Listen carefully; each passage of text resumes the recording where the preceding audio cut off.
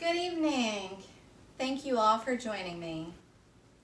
I want to ask, how many people here know someone who suffers from addiction? I'm sure each one of you raised your hands. The answer to helping the addiction epidemic is love. We must create a bill that protects against harsh punishments by providing more addiction centers that can also focus on family.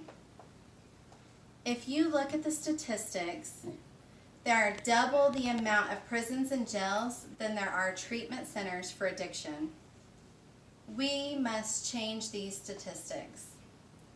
We have to provide more treatment centers that put an emphasis on family. According to the Center of Addiction and Mental Health, 50% of people who have mental illness suffer from substance abuse. I'm going to show you how isolation leads to the larger substance abuse and how tough love is not the answer.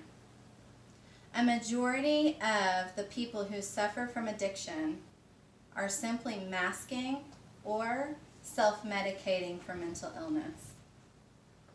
My next topic is isolation. There's a famous TV show called Intervention. This TV show teaches people that suffer from addiction that tough love is the answer.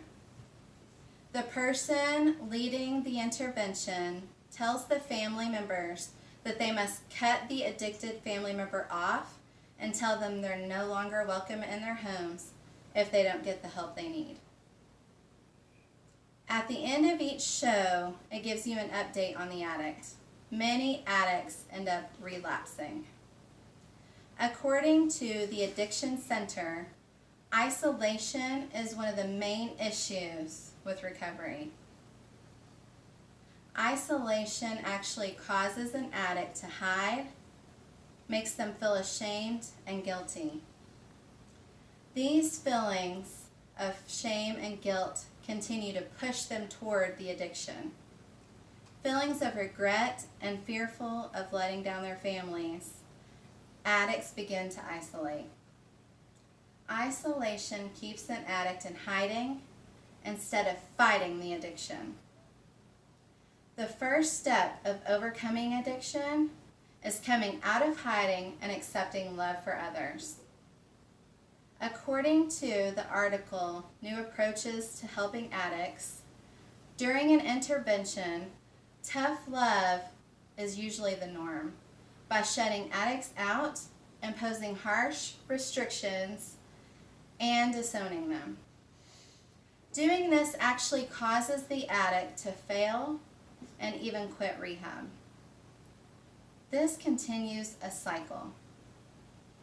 Expanding on the idea of the fact that 50% of people who suffer from mental illness suffer from substance abuse, I have a family friend whose daughter Brittany actually suffered from addiction.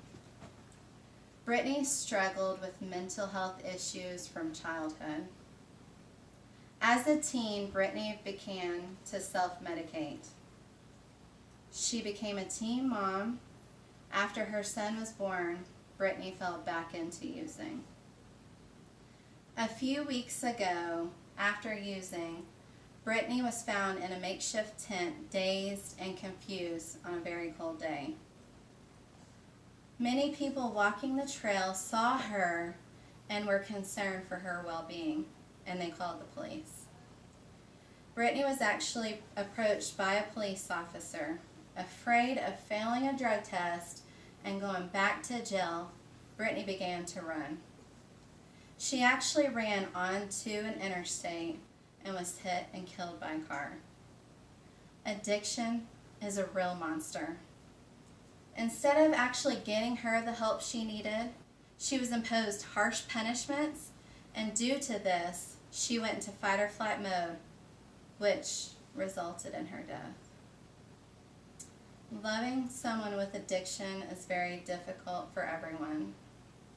We must create a bill that protects protects addicts against harsh punishments by providing more addiction centers that are focused on the family.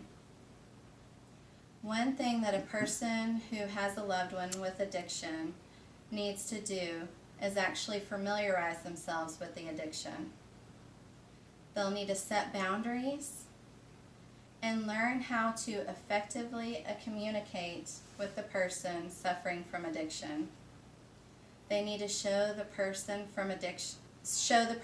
suffering love by being there and to listen, especially during the difficult seasons. Many people who suffer from mental illness don't even realize they have an issue. They self-medicate by using because it helps them to feel better. This is not the answer. If the root cause of the addiction is identified, then the person suffering can get the help that they need. In most cases, people who suffer from addiction get caught with drugs and get sentenced with jail time. It's a recurring cycle.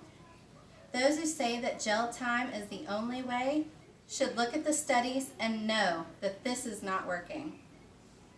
We must open more addiction centers that focus on family to spread love. We've tried harsh punishments. It's evident it doesn't work. In conclusion, I'm pleading to each one of you this evening. Tough love is not the answer.